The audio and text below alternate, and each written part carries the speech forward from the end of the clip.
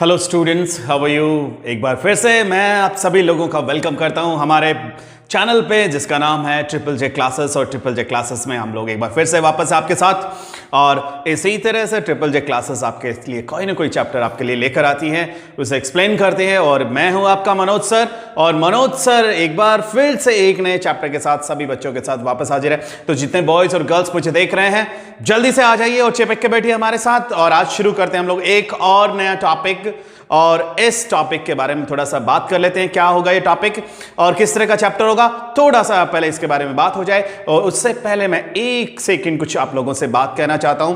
तो इसके अलावा एक मेरा छोटा सा जो बात ये है, सभी लोग हैं जो लोग मुझे इतना सारा देख रहे हैं, हमारे वीडियोस को देख रहे हैं, पसंद कर रहे हैं, इसके लिए सभी लोगों का बहुत बहुत धन्यवाद, बहुत बहुत और बड़ा सा थैंक्स सब लोगों के लिए। और जो लोग जिन्होंने मुझे सब्सक्राइब नहीं किया है वो लोग मुझे जल्दी से सब्सक्राइब करें। और ट्रिपल जे क्लासेस फ्यूचर में आपके लिए बहुत कुछ करने वाली है। और जैसे मैंने कहा, अभी हम लोग जल्दी इंग्लिश मीडियम के स्टूडेंट्स के लिए सीरीज लाने वाले हैं, और सारे चैप्टर्स हम लोग एक बार फिर से डिस्कस करेंगे और एक नए तरीके के साथ। पहले हमारा जो सीरीज चल रहा है वो हिंदी मीडियम स्टूडेंट्स के लिए, जहां हम लोग चैप्टर का कंप्लीट समरी और सारी चीजें हम लोग कोशिश करते हैं स्टूडेंट्स को बताने के लिए। और एग्जाम के समय जो बोर्ड एग्जाम्स होंगे उस समय फिर से हम लोग एक और सीरीज लेके आएंगे। तो ये चीजें चलती रहेगी, देखते रहिए हमारे वीडियोस और देखते रहिए ट्रिपल जे क्लासेस। तो चलिए बात कर लेते हैं आज का जो चैप्टर हमने लिया। आज का जो चैप्टर हमने आपकी जो विस्टास बुक है उसमें से लिया है, और इस चैप्टर का नाम है द एनिमी, और पर्ल्स बक का लिखा हुआ ये जो चैप्टर है। और अब थोड़ा सा बात कर लेते हैं। एक्चुअली ये जो इस चैप्टर का जो बैकग्राउंड है वो जापान से है। जापान का जो एक तरह से वहाँ का बैकग्राउंड हमें मिला है, और इसके अलावा थोड़ा सा हमें अमेरिका भी विजिट करने का मौका मिलेगा इस चैप्टर के थ्रू। तो मेन जान लेते हैं पहले इस चैप्टर के बारे में, कौन कौन से कैरेक्टर इसमें हमें देखने को मिलते हैं। तो मेन जो कैरेक्टर है सदाओ हॉकी, वो इसका मेन कैरेक्टर रहेगा, जो एक अपने एक्चुअली एक अच्छे डॉक्टर बनना चाह रहे थे, और डॉक्टर बनने के लिए और साइंटिस्ट बनने के लिए वो अमेरिका जाते हैं पढ़ाई करने के लिए। और एक और जो कैरेक्टर हमें देखने मिलेगा उनकी वाइफ हना, और हना के अलावा हमें एक ओल्ड जनरल भी देखने को मिलेंगे, थोड़ा सा उनका भी कैरेक्टर हमें यहाँ मिलता है। और इसके अलावा दो नौकर हैं जो इसके डॉक्टर सदाओ के कुछ नौकर हैं दो, और वो भी हमें मिलेंगे। इसके अलावा एक और जो कैरेक्टर इसका लीडिंग कैरेक्टर है वो है एक अमेरिकन आपका वाइट पर्सन, और जिसका नाम टॉम है, जो बाद में रिवील किया जाता है और जो अमेरिकन नेवी से है।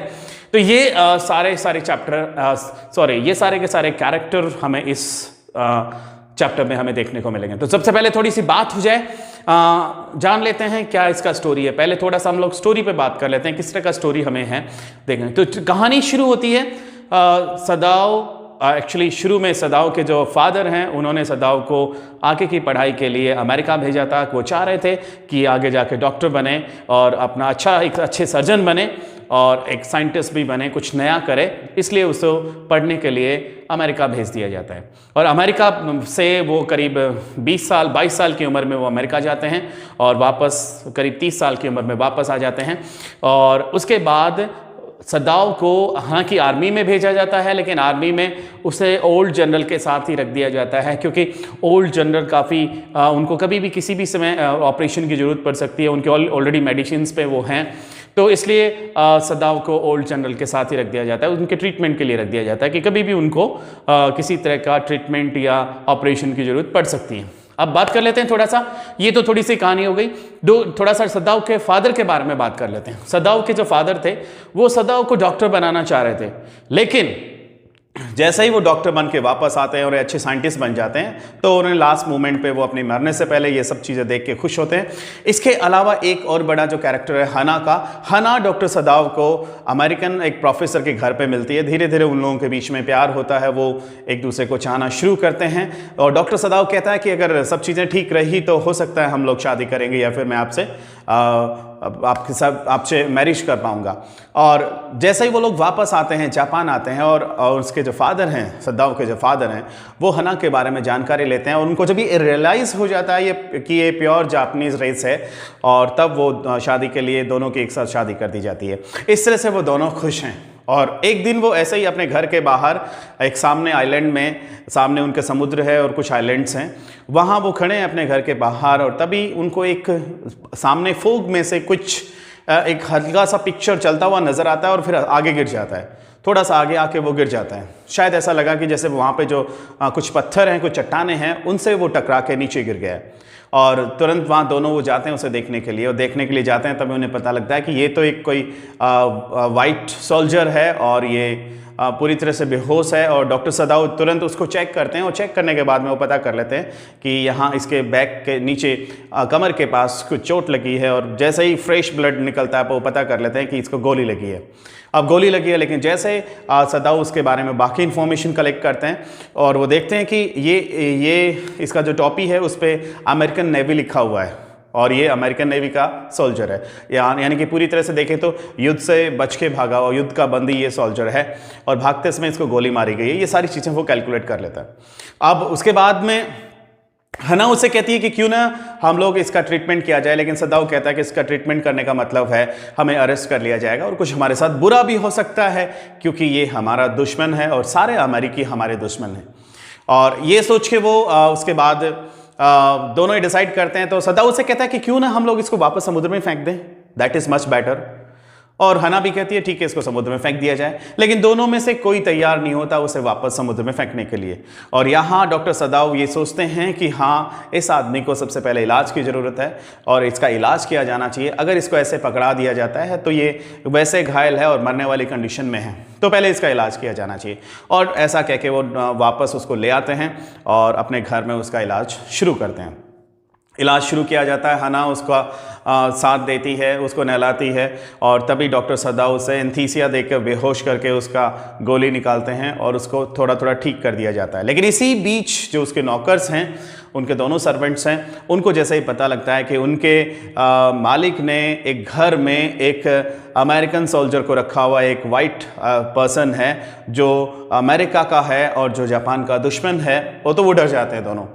और जो कि दोनों डर जाते हैं और उनको ऐसा लगता है कि हो सकता है प्रॉब्लम उन पे भी आ सकती है, इसलिए वो अपना जॉब छोड़ के, घर छोड़ के चले जाते हैं। अब यहाँ उसका ऑपरेशन करने के बाद 2-4 दिन 3 दिन उनसे ठीक से बिहेव किया जाता है। तो ये जो आदमी है, जिसका नाम बाद में पता लगता है हमें टॉम है, तो ये टॉम थोड़ा थोड़ा ठीक होना शुरू हो जाता है और इसका जो हेल्थ है वो अच्छा होता चला जाता है। अब इसके बाद एक दिन पता लगता है कि कोई आता है और सदाऊ को बोला जाता है कि और जनरल ने उसे बुलाया है, और सदाऊ वहाँ जनरल के पास पहुँच जाता है और जनरल से बातचीत में उसको ट्रीटमेंट देने में वो वहाँ पे बातचीत होती है। और बातचीत के दौरान डॉक्टर सदाऊ से जो ओल्ड जनरल ये कहते हैं कि एक्चुअली ठीक है, तुम्हारी जो प्रॉब्लम है मैं समझ रहा हूँ, क्यों ना ऐसा किया जाए कि मैं उस वाइट पर्सन को, उस वाइट सोल्जर को मरवाने के लिए अपने किलर्स भेज देता हूँ। तो मैं ऐसा करना, अभी थोड़ा गर्मी का टाइम चल रहा है, तो अपना बैक वाला जो गार्डन वाला जो उसका गेट है वो खुला छोड़ देना उसके रूम का, और मेरे जो किलर्स हैं वो आएंगे, और बहुत एक्सपीरियंस किलर है, वो बहुत ही एबल हैं और एक्सपीरियंस किलर है, और जैसे उनको भेजेंगे और वो अपना काम तमाम कर देंगे, तो ताकि तुम्हें भी प्रॉब्लम नहीं होगा, पता भी नहीं लगा, तुम्हारे ऊपर भी मामला नहीं आएगा और ये प्रॉब्लम शॉर्ट आउट हो जाएगी। तो डॉक्टर सदाऊ कहते हैं कि ठीक है चलो, इससे वो सहमत हो जाते हैं। और उसके बाद में वो रोज रात को वेट करते हैं कि आज असैसिनेशंस आएंगे, आज उनके किलर्स आएंगे, लेकिन किलर्स वहाँ नहीं पहुँचते हैं। 2 या 3 दिन हो जाते हैं, तो अचानक सदाऊ बीच बीच में डरने लग जाता है उसको लेकर, उस वाइट सोल्जर को लेकर। उसके दिमाग में कई किस तरह के विचार आते हैं कि मैंने इसे बचाया है, और बचाया है तो इसका मतलब उसको वापस मौत के लिए कैसे मैं छोड़ सकता हूँ, ऐसे इस तरह कुछ उसके थॉट्स उसके माइंड में आते हैं। तो उसके बाद अचानक वो डिसाइड करता है, वो एक बोट का इंतजाम करता है और कुछ कपड़े और खाने की व्यवस्था करके उस वाइट सोल्जर से कहता है कि तुम अब जा सकते हो। एक टॉर्च उसे देता है कि अगर तुम्हारा बीच में खाना अगर कहीं खत्म हो जाता है तो तुम वापस मुझे टॉर्च से एक बार इंडिकेशन दे देना, मैं तुम्हारे लिए चीज़ें व्यवस्था कर दूंगा। और दूर चले जाओगे तो वहाँ तुम्हारे लिए अगर खाना खत्म हो जाता है तो वो तुम्हें एक्चुअली कच्चा ही खाना पड़ेगा, क्योंकि वहाँ पे तुम्हें मछलियाँ आसानी से मिल जाएंगी और तुम इस तरह से अपना काम चला सकते हो। और आगे जाओगे तो वहाँ पे कोई ना कोई कोरियन शिप मिल जाएगी और उसे पकड़ के तुम अमेरिका पहुँच सकते हो। तो इस तरह का पूरा उसे आइडिया यहाँ डॉक्टर सदाऊ देता, और इसी वजह से वो वहाँ से भाग निकलता है और चला जाता है अपने रास्ते से। अब इसी के बाद अगले दिन जब वो ओल्ड जनरल से मिलता है तो ओल्ड जनरल कहता है कि ऐसा लगता है सदाऊ, मैं अपना प्रॉमिस तुम्हारे साथ निभा नहीं पाया, ये अच्छी बात नहीं है। मुझे कि मेरे साथ काफ़ी सारी प्रॉब्लम्स थी और मेरी तबीयत भी इतनी अच्छी नहीं थी, हो सकता है मैं भूल गया हूँ, और मैं अपने जो अपने किलर्स थे, असैसिनेशंस थे, उनको मैं भेज नहीं पाया। तो प्रॉबेबली तुम जैसा कह रहे हो कि वो भाग निकला, तो वो भाग गया है, अब उसमें क्या कर सकते हैं। लेकिन फिर भी तुमने एक्चुअली वो चीज़ मुझसे छुपाई नहीं, तो तुम्हें अवार्ड मिलना चाहिए।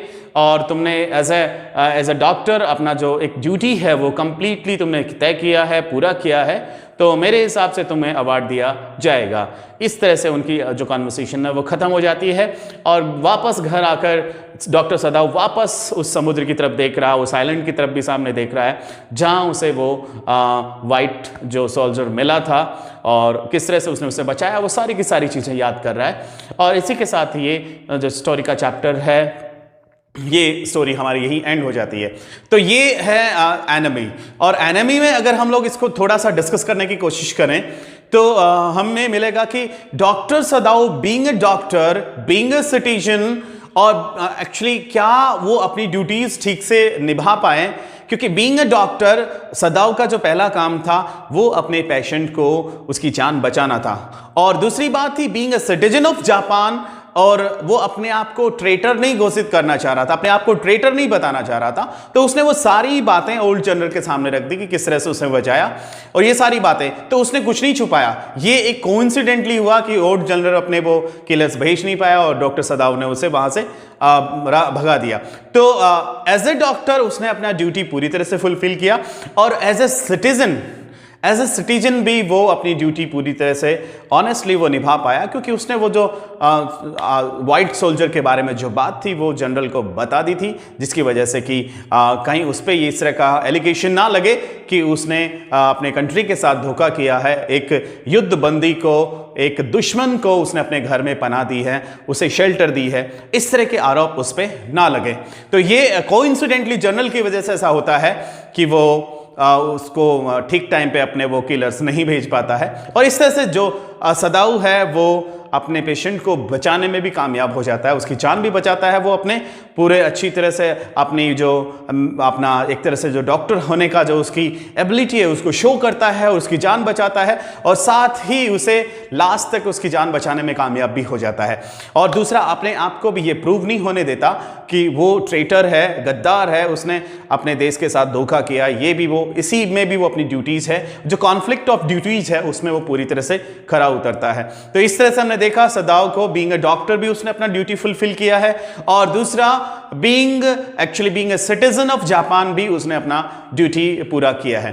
तो ये तो थी बात इस चैप्टर के बारे में जो मेन डिस्कस करने वाली बात है।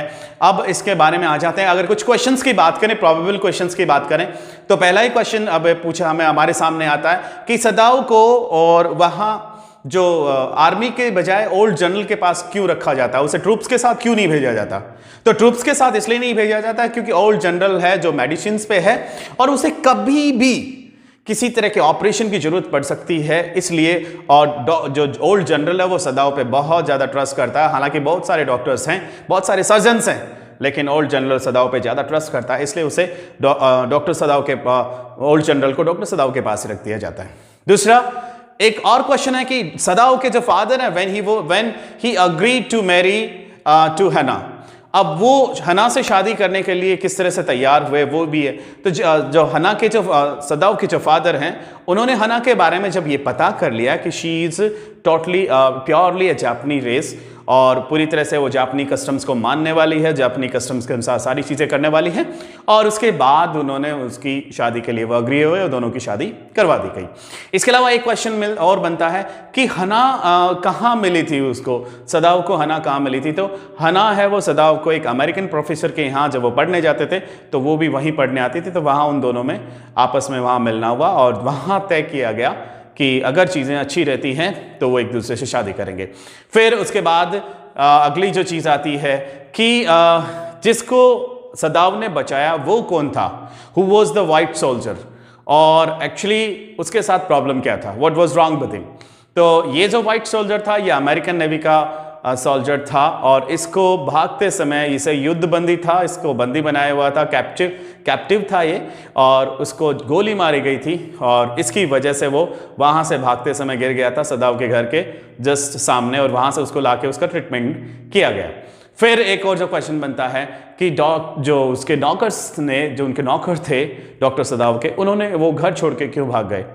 तो उनके नौकर्स को जैसे पता लगा कि उनके मालिक ने एक वाइट सोल्जर को जो अमेरिका का है उसको यहाँ पे शेल्टर दी है, उसका इलाज कर रहे हैं। उनका मानना था अगर ये बात अगर आगे पता लगता, पुलिस को पता लगता है तो उनको भी सज़ा हो सकती है और सदाव को भी बहुत बड़ी सज़ा हो सकती है, इसलिए वो बचना चाह रहे थे और वहाँ से भाग निकले।